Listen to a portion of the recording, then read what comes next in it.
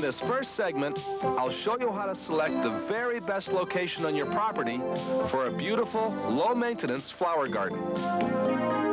Next, I'll introduce you to two types of flower gardens that are easy to design, easy to build, and easy to maintain. Then, I'll show you how easy it is to design a very attractive flower garden if you follow just a few simple principles. Next, I'll help you figure out how to select the best flowers and foliage plants from the thousands there are to choose from. Then, I'll go over the steps to prepare the soil in your new flower bed to be sure you have a healthy garden from the very beginning. In this segment, I'll introduce you to the different watering systems for a flower garden and suggest what I think is the best system. I'll then review the importance of using organic mulch in the flower garden and show you the best mulching materials to use. Next, I'll show you how to make valuable compost from materials from around the yard that you would normally be throwing away. And finally, I'll review the simple steps you take for the proper maintenance of your flower garden for that first season. You don't have to have 10 years of gardening experience or a degree in horticulture to design a flower garden. In fact, some gardeners say you never finish the design of a flower garden. What you do is build a garden in the first year and then spend many enjoyable years constantly adjusting and refining. It's part of the enjoyment of the gardening process. So I think you'll find after viewing this tape, if you spend some time thinking about the design of the flower garden before you start plunking flowers into the soil, you'll probably save some time, maybe even a little money, and for sure you'll be happier with the final product. A beautiful, low-maintenance flower garden enjoyed by you and your neighbors all season long.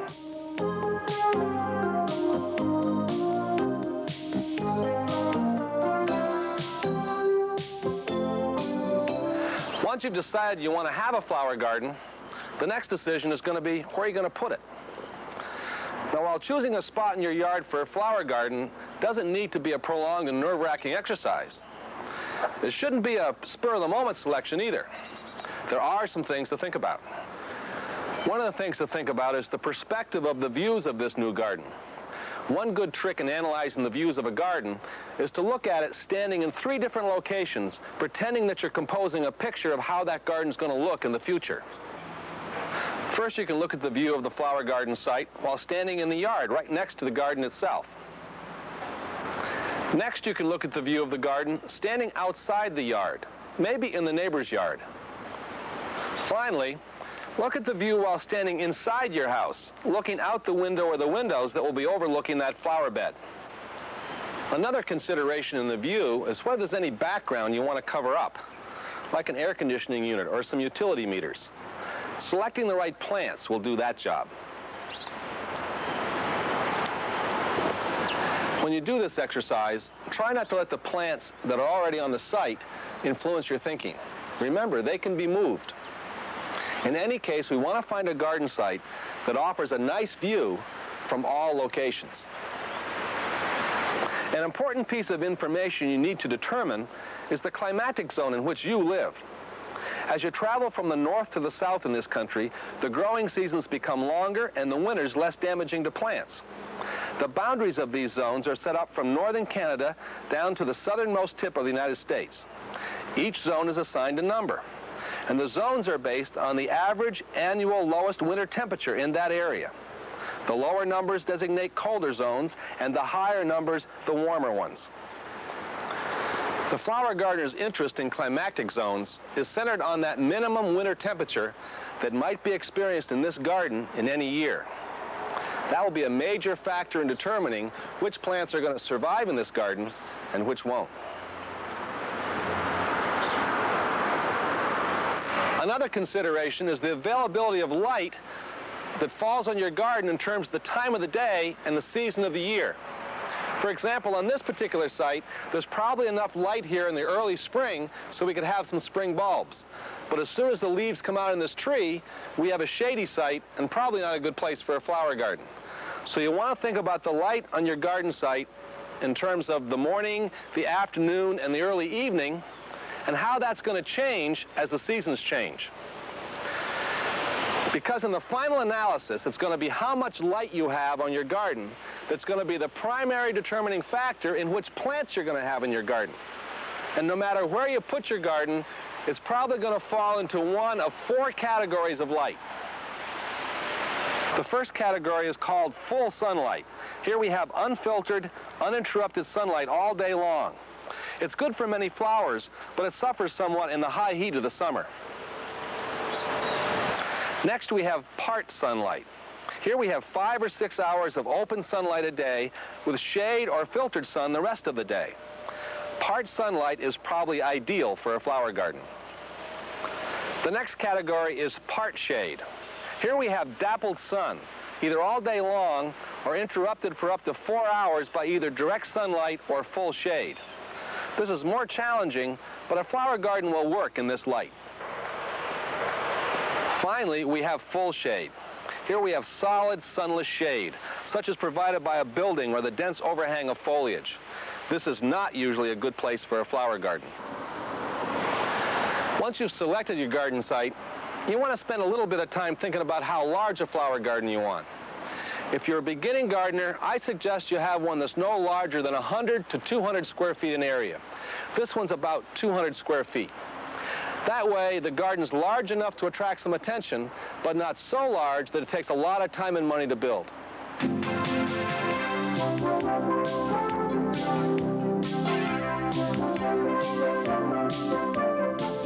Now, what type of flower garden do you wish to have? There are all kinds of flower gardens. You have rock gardens, water gardens, wild gardens.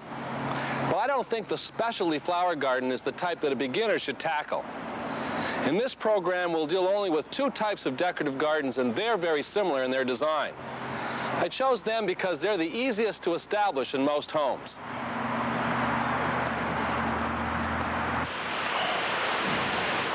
This is what I would call a decorative home garden. It's a normal flower garden. It has perennials and annuals and bulbs, but it also has shrubs. I like this kind of garden for 2 reasons. One is that so many American homes already have shrubbery around the front of the house.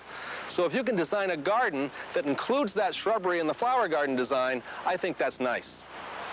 Also, when you have shrubs in the flower garden, they take up space, and that reduces your maintenance time.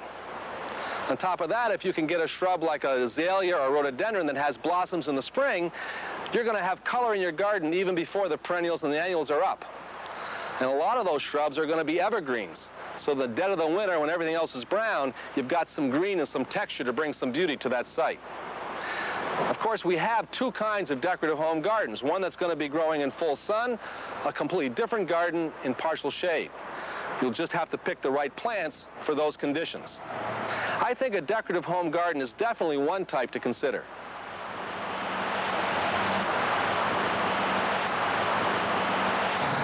The other type of garden is called a herbaceous border. Herbaceous means no woody plants. So we have foliage and flowers that are perennials, annuals, and bulbs. This is the traditional flower garden. Now, most herbaceous borders have some kind of a background, a wall, a fence, or a line of shrubbery. But unlike the decorative home garden, that shrubbery is not an integral part of the design. It just serves as a background for the design. Now, you can build a border as narrow as 3 feet. But if you can, I recommend that you build one from 4 to 8 feet deep. This one is 8 feet deep. That gives you a much broader range for interesting plants, especially since in the border, our challenge is to try to have some blossoms in the garden at all times during the growing season. Now, you can have a herbaceous border in full sun, or with a different set of plants, you can have a very nice border in part shade.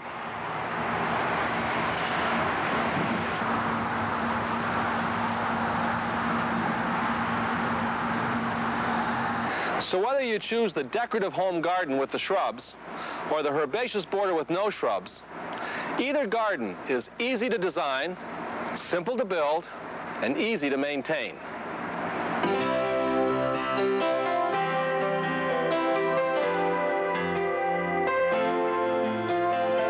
Designing a flower garden doesn't have to be a complicated process. As I said earlier, there are no rules, just some guidelines. It is very difficult to build an ugly flower garden.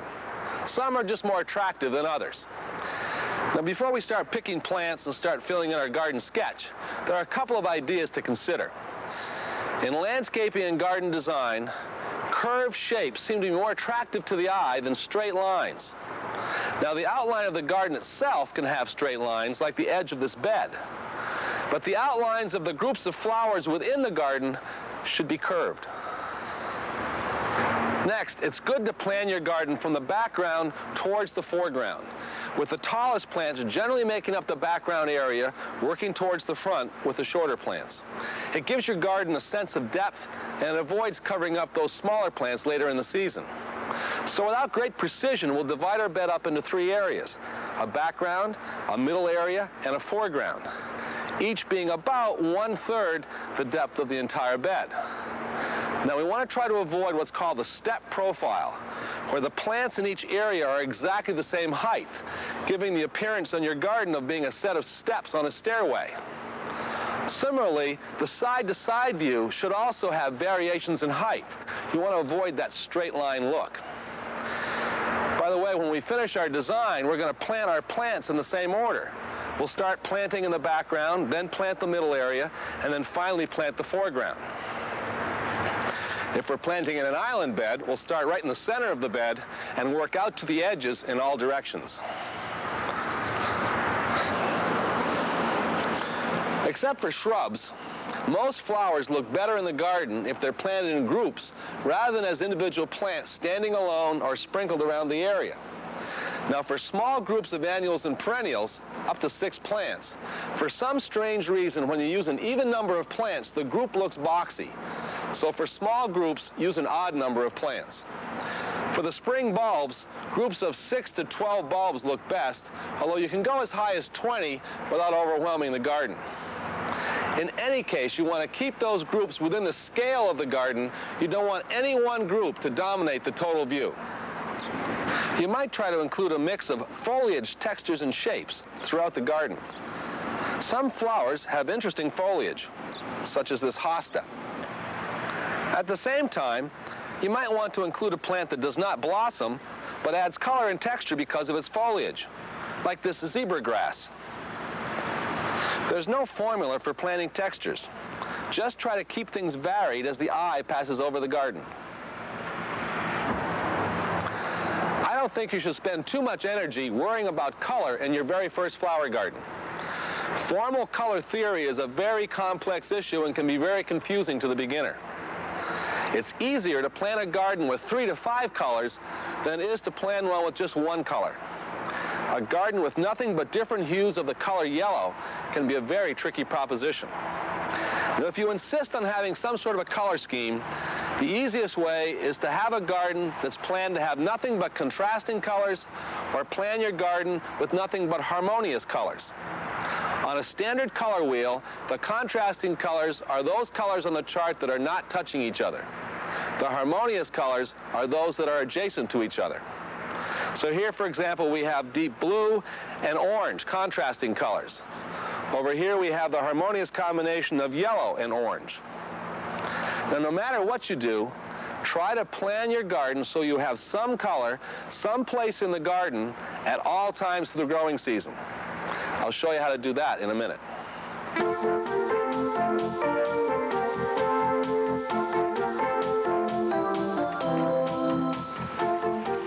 I think before we select our flowers, it's helpful to make a sketch of your flower garden design for 2 reasons.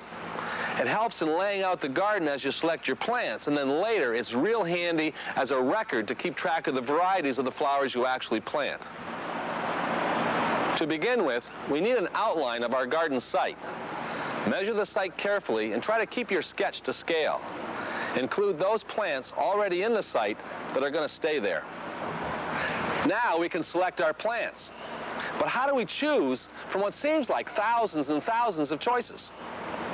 Well, the first step is to make 3 lists. 1 for the perennials, 1 for annuals, and 1 for the bulbs. Then make a column to record the name, the bloom period, the height, and the width or spread of each plant. To start off, you should indicate on each list those flowers that are your particular favorites. You need to be sure they will grow in your general area as well as in the site you've chosen. A plant that needs part shade will not thrive in a site with full sun.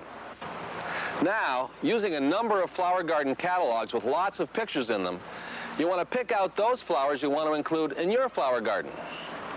You need to sort and group them on your list by height and bloom period, because those are your critical variables.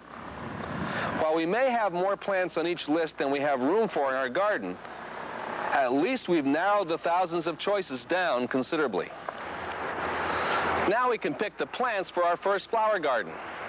I'm assuming we're talking about a bed that's modest in size for this first effort, about 200 to 250 square feet.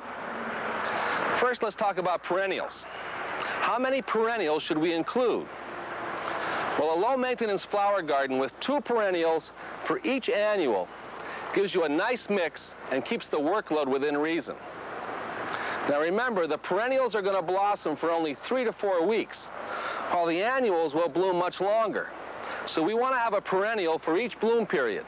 That's the late spring, the summer, and the fall, for each of the areas of the gardens I just described. That's the background, the middle, and the foreground. As you select plants, you can locate the general shape of each group on your sketch. Later, we'll figure out how many of each plant we need.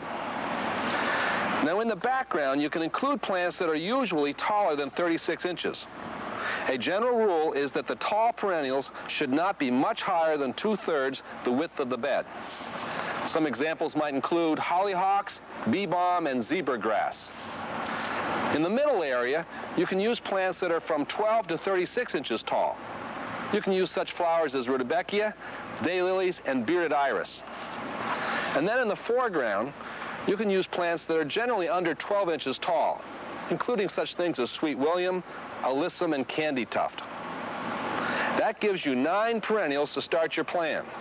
You can always add more, but let's start with 9. Now let's deal with the annuals in our list. Because annuals are not permanent residents of our garden, they're particularly flexible and adaptable. There are a couple of ways to use them to provide maximum color in your display. If we go with our guideline of 2 perennials for each annual, we should be looking for 5 or 6 annuals to go with the 9 perennials we just selected. So we'll pick 1 plant each for the 3 bloom periods. That's spring, summer, and fall, for the middle area and the foreground area of our garden site, giving us 6 annuals to start the plan. You can start off in the spring with forget-me-nots in the middle and pansies up in the foreground. Then later in May or June, you can replace those early annuals with summer annuals, such as geraniums in the middle and petunias up front to fill in the spaces left between your perennials. Finally, in the fall, replace some of those summer annuals with some potted chrysanthemums and marigolds, which create some new color combinations for the fall garden. Now for the spring bulbs. I recommend that you plant no bulbs in your garden until autumn. That way you can see how the other flowers look and fill in the space. Then you'll have a better idea about where you want to put your bulbs. Consequently, we will not include the bulbs in that initial garden sketch. Instead, we'll make a separate sketch just for the bulbs. In any case, how many bulbs do we want? Well, about the same as for the annuals. In this case, about 5 or 6. Now, there are some bulbs that will blossom later in the season, but for now, I'll deal just with those early spring bulbs. Here you can pick 3 varieties each for the middle area and the foreground area of your garden, giving you 6 bulbs to use in this plan. 2 varieties of tulip and 1 variety of daffodil can grow in the middle area, while a different variety of daffodil, some hyacinths, and some crocuses can brighten that foreground area. In this case, we won't use any bulbs in the background. So there you have it, 9 perennials, 6 annuals, and 6 bulbs. They make a very nice mix for your first flower garden design. Now you'll want to check that list out with the local nursery to make sure that all the plants will grow well in your area. Now all you have to do is prepare the soil, buy your plants, and you can begin that journey into the pleasures of gardening with flowers.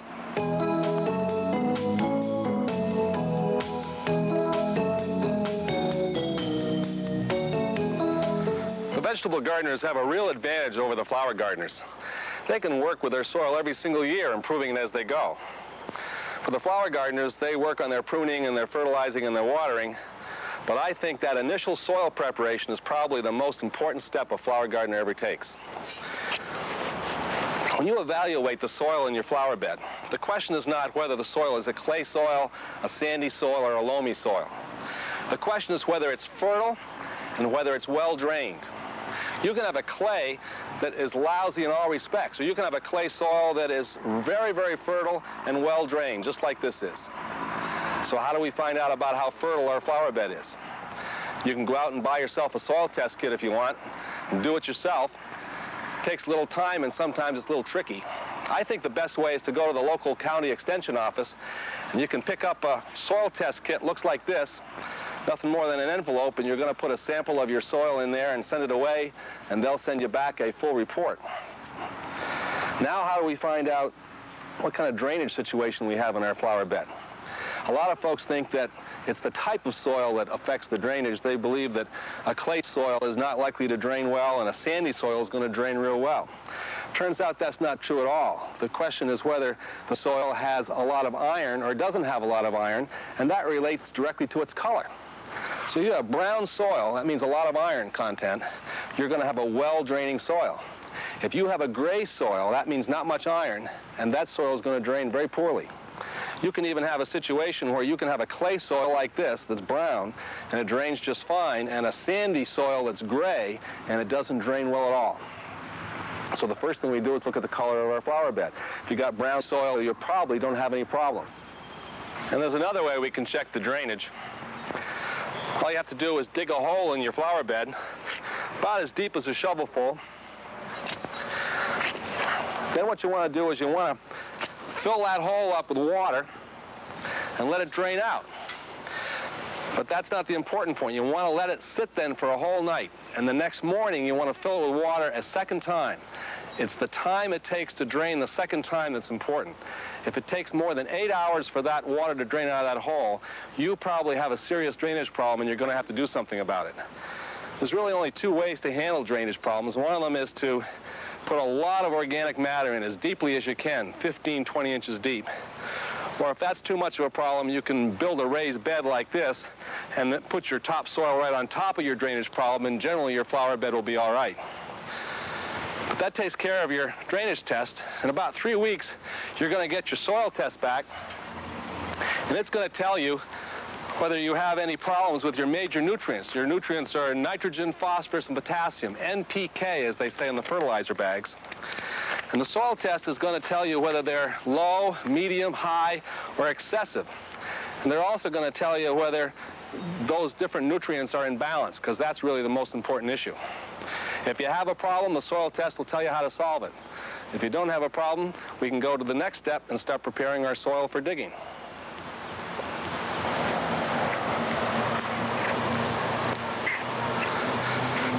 Another piece of information your soil test report is going to give you is what the pH reading of your soil is. It's going to be a number, something like 6.8, 6.3, 5.9. That number is telling you whether your soil is acidic or alkaline. On a scale of from 0, which is very, very acidic, to 14, which is very, very alkaline. In the middle at 7, you have neutral soil. A flower bed like this should stand somewhere between 6.0 and 7.0. If your soil test report tells you that you're not in that range, it's going to tell you how to get there. If your soil is too alkaline, then you're going to add some sulfur. And your soil test report will tell you how much, and it looks just like that. You'll spread it around. If your soil is too acidic, you're going to add some limestone. And again, your soil test report will tell you how much you need to add. You'll spread it just like so. Once you adjust for your pH and getting it in the right range, the last step before we start digging, check the humus for our garden. And I think that no matter what our soil test report told us, we want to add some organic material before we do actually begin digging our bed. Humus is dark, black organic matter that is a source of food for our plants. As you can see here, the topsoil is darker than the subsoil. That's because it's got more humus. Humus is the major source of food for the plants. A good flower bed is going to have a humus content, organic matter content of at least 5%. 10% is even better. So one of the ways to deal with that when you're building your flower bed is to put 5% in first. Turns out that a 1 to 2 inch layer of compost laid evenly over the top of your flower bed equals 5% of the first 12 inches of your bed. So all you have to do then is put a layer of compost about 1 to 2 inches deep over the entire surface of your bed, and you're going to know you're starting off at least with 5% humus content. Now what do you do if you don't have compost? Compost, of course, you make yourself. It's made of leaves and grass and other kinds of organic materials. Some of us don't have a lot of it. So if you want to make it from some substitute, you can buy peat humus at a nursery or a garden center. Looks like that. And you mix it about 4 to 1 with dried cow manure, which also is available in any garden center. Another way to solve the same problem is to use something called peat moss, which is different than peat humus. Peat moss is more acidic, and so that you have to put the cow manure in, but also a little bit of that limestone. Peat humus or peat moss mixed with cow manure makes a good substitute. A 1 inch layer over your bed, and we're now ready to dig. We dig our flower bed for a couple of reasons. First of all, we want to get as much oxygen down into the soil as we can. The plants will need a lot of oxygen. Second reason is to get that organic material we just laid on top down as deeply as we can get it. That's going to improve the drainage and provide food for the plants. Easiest way to get the digging job done is to use a rotary tiller. A rotary tiller like this is really a great tool to work this organic material into the soil. Only a couple things you have to worry about. One is never work with a rotary tiller in very wet soil. If you do that, you're going to break up the soil structure and do more harm than good.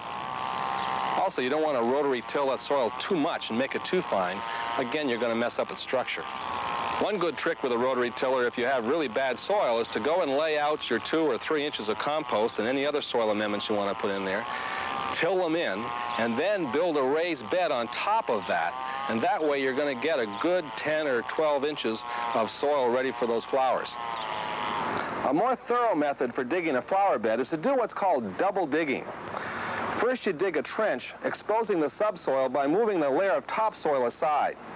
Then you want to add some amendments. First, we put in some limestone because many subsoils tend to be acidic. Then we want to put in some humus or some organic material. I like to use compost.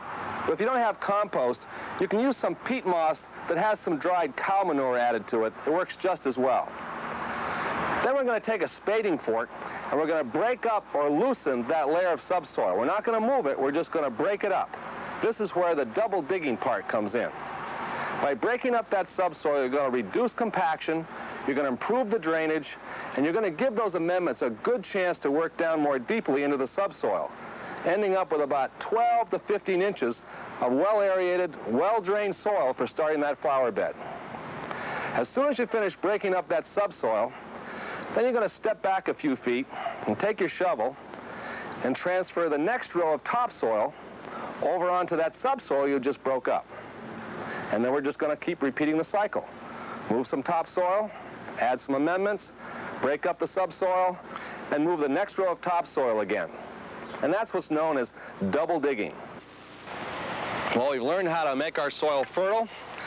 We've ensured that it's going to be well drained. It's now time to put some flowers in this bed.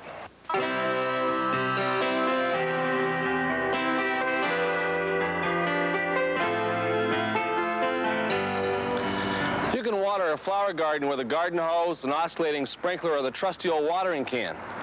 But I think the easiest and the most effective way is to water a flower garden with what's called a drip irrigation system.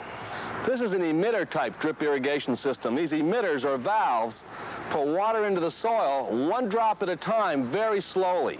In a flower garden, you'd place your emitters about 18 to 20 inches apart, and you'd lay your drip lines about 18 to 20 inches apart to get full coverage over the entire garden. Now, these emitter systems are particularly good in a flower garden with permanent plants like roses or azaleas or other perennials. You can design it so there's one of these emitters at the base of every plant. You get perfect watering every time. Now, you can buy an entire system in a starter kit like this, or you can design your own system and get the parts through mail order. One of my favorite drip systems is this porous hose type. This stuff is made out of chopped up recycled automobile tires. There's millions of holes in it that allow water to ooze out very slowly over its entire length. Now, no matter what kind of system you use, you can use these hairpins made out of old coat hangers to keep them in place. Now, since I cover my entire garden with mulch, nobody even knows that drip system's there. I attach a mechanical timer to my outside water spigot that will turn off my watering system automatically for whatever amount of watering time I set. It's a real handy tool.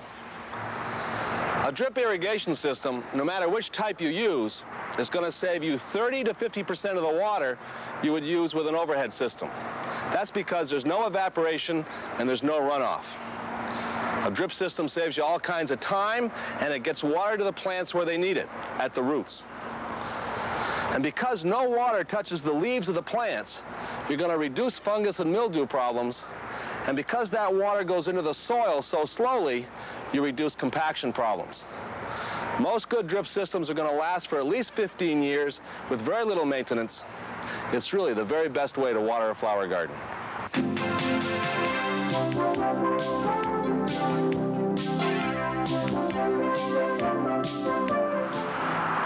Weeds offer a number of problems for a flower garden. They're unattractive. That's a big reason for keeping them out of the garden. But they can also really compete for nutrients and water, especially if you let them become mature. I think the best way to control weeds in a flower garden is to use lots of mulch. Mulch is a layer of material, usually organic, that covers all the bare soil of a flower garden. A 2 to 4 inch layer of mulch can be placed right over that layer of compost I suggested that you apply in the early spring. That mulch is going to reduce, if not eliminate, most of the weeds that are going to turn up in the garden. It's also important because it's going to greatly reduce the evaporation of water from your soil, saving water and the time it takes to water. And finally, it's going to reduce some of your compaction problems. Now, what kind of mulches do we have available for our flower garden? A good mulch for a flower garden will be easy to work with, allows air to go through it, is relatively windproof, holds some moisture, and is attractive to the eye. I think the ideal mulch for a flower garden is chopped leaves. They're free, they're generally available in most areas, and they're really very attractive when they're chopped up. You shouldn't use whole leaves as a mulch because they'll mat pretty badly and prevent the water from getting into the soil evenly. It's chopped up leaves we're looking for. If you don't have a shredder, you can chop them up in the fall with your rotary lawnmower. Here's what they look like when they're in the flower bed. Now, this peat moss is another popular organic mulch. However, it tends to dry out, and when that happens, it's kind of hard to re-wet. And a serious drought can cause it to form a dry crust that actually repels water instead of absorbing it. Also, peat moss is not free. Now, these pine needles make an attractive mulch, and they have some beneficial effects in controlling several harmful soil fungi. However, they do tend to make your soil a bit more acid, and it might not be advisable to use in a garden that has soil that's already somewhat acidic. Now, grass clippings are good, but if they're green, you want to put them on in a very thin layer, no more than an inch at a time, or they'll begin to decompose too quickly and become smelly and putrid. Also, be very sure you don't use any clippings that have chemical weed killer on them. You could seriously harm some of your flower plants as that weed killer gets into your soil. Now, wood chips can be nice. They must be laid on pretty thickly, though, to be efficient as a weed killer. Wood chips can sometimes be obtained from a local tree surgeon, either free or for a small fee. And remember, hardwood chips are going to last a lot longer than softwood chips. I know that there are folks who live in slug country who are a little bit nervous about using an organic mulch on their flower beds because they're afraid it's going to harbor the little beast sometime during the day. And it can. But you can control slugs, and the benefits of a mulch in your flower garden, especially in the summertime, I think far outweigh the liability of some slug damage, assuming you can keep them under control. If you do have that situation, one tip is that slugs are most active when the air temperature is between 60 and 70 degrees. That's springtime and fall. So don't use mulch then. Just use mulch in the summertime. That's when the slug is inactive and the flower can get the most benefit out of that mulch. I've mentioned winter mulch several times. A 4 to 6 inch layer of mulch over your flower bed throughout the winter is a good idea in most northern areas of the country. This layer of mulch will not keep the soil from ultimately freezing, but it will protect it from the extreme temperature shifts that occur throughout the winter. As a result, it reduces freeze damage to the roots, it prevents further soil compaction, and it reduces damage to plants from soil heaving. Your flower garden is going to thrive under a thick layer of mulch for the entire year. For example, if you use chopped leaves as a winter mulch, you can add your spring compost right up on top. A little bit later in the season, as that decomposes down, you put on a fresh layer of leaves. That way, your garden is getting a constant supply of nutrients at the same time you're controlling weeds and saving water. It's a nice system.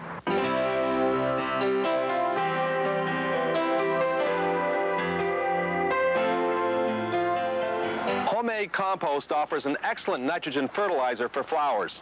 But perhaps more important, this stuff has enormous water holding capacity, which really improves the garden's ability to deal with drought in the middle of the summer. On top of that, it helps to reduce certain kinds of disease problems, and this homemade humus is basically free. Making compost is a very simple process. Now, some books and articles will make a big deal of using precise formulas and ratios of materials in building a pile. Now, all those formulas will produce compost all right, but they're a bit too complicated for my taste. After all, compost is nothing more than the product of the natural decomposition of organic materials that happens in the woods every day. There are two ways to make compost: the passive method and the active method. The passive method is simple. You make a pile of stuff and let it sit and decompose for a few years. This approach works, but it's pretty slow in producing the final product.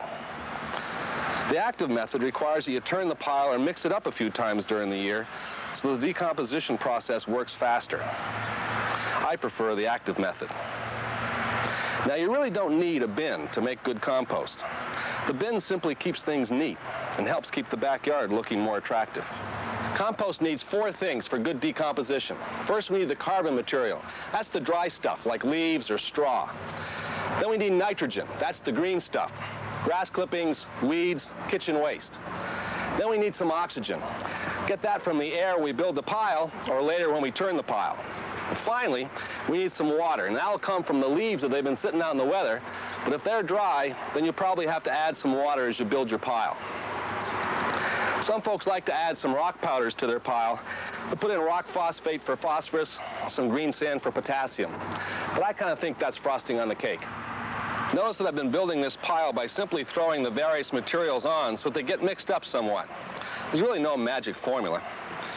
An active compost pile needs to have more carbon material, that's the straw and the leaves, than nitrogen material, the grass clippings and such.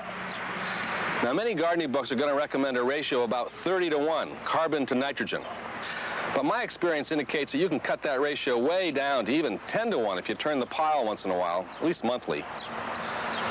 Be especially careful never to use any meat products or bones or grease in your compost pile, because they're going to attract rodents and they can cause the pile to start to smell.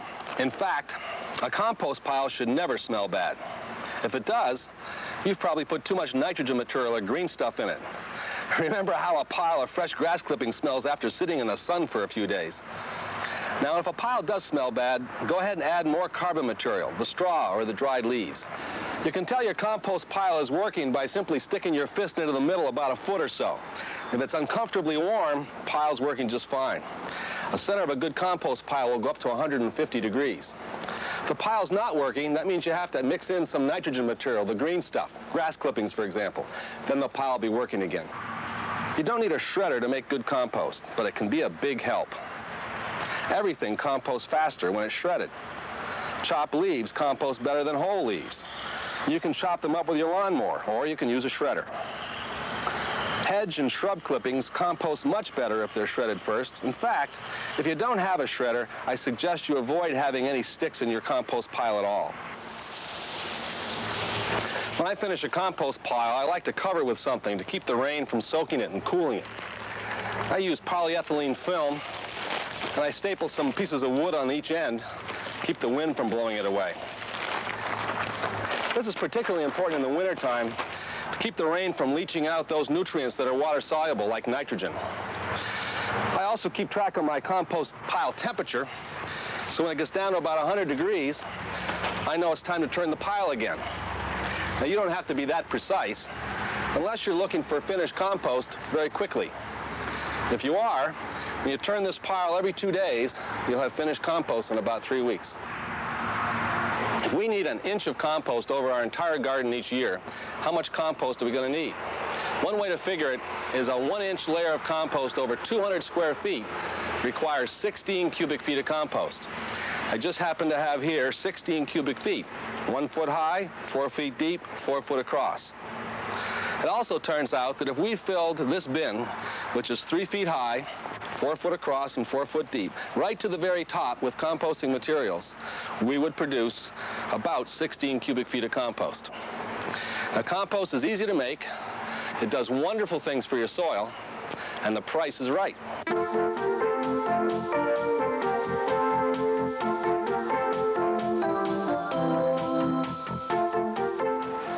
Now that you've designed and built your flower garden, what's involved in taking care of it? Are the tasks complicated? Are they terribly time-consuming? Let me give you a quick tour of the annual gardening cycle to try to show you that maintaining an existing flower garden is not an overwhelming prospect. The secret to keeping garden chores within limits is to spread the task as evenly as you can throughout the entire year, rather than doing nothing for a month and then having to spend 4 or 5 hours on a hot Sunday afternoon trying to catch up. Most of the tasks in this garden are fairly predictable and will occur at about the same time every year. So you can think through a work schedule for this year, and it's going to be pretty much the same for next year.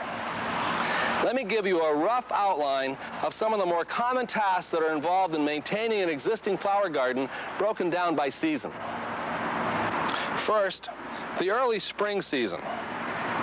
As soon as the first spring bulbs show their color, you'll remove the winter mulch from the bed, and then you'll loosen the garden soil and add a layer of compost. And maybe you'll put on an application of slow-acting fertilizer. Then you'd install a drip irrigation system if it had been removed last fall. And this will be the time to plant new bare root perennials, and also the time to divide and replant any established perennials that are between 3 and 5 years old. You would also plant the early frost-tolerant annuals, such as pansies. And finally, you'll deadhead the tulips and the daffodils after they finish blossoming. Deadheading means removing the old blossoms from the plant. Next, for the late spring season. This would be the time to add the season's mulch to the garden for both moisture and weed control. And then later, it's going to be time to plant the summer annuals and begin looking for those few insect pests. Then in the summer season, it's time to watch our garden's watering needs very carefully. And we'll anticipate staking needs before the taller flowers begin to droop, and we'll take care of deadheading and minor weeding. And finally, we'll plant the late crop of annuals for late summer and fall bloom. Then comes fall. We'll plant the new perennial additions to the garden. By the way, perennials bought in the fall are often better than those bought in the spring, because the spring perennials are generally greenhouse grown, while the fall crop is usually from fields. So they're going to be bigger and hardier. Now, the fall is also the time to plant tulips, crocus, and your other spring bulbs. And this is also a good time to correct garden design problems and adjust arrangements of plants by moving clumps of perennials or small shrubs to a better spot. Then later, after the frost, the bed will need to be cleaned out. The stems of perennial plants should be cut back to 3 or 4 inches from the soil, and the old foliage removed from the bed entirely. This will serve to keep disease under control. And finally, About every 2 years at this time, we'll spread some rock powders to take care of the phosphorus and the potassium needs of our garden. And then the winter season. After the ground has truly frozen, we'll lay on the winter mulch and put our garden to bed. And finally, sitting in front of the fire in the fireplace, looking at our new flower garden catalog, because there are new varieties coming out every year, we're definitely going to find some plants we couldn't have last year, but we must have in our garden next year.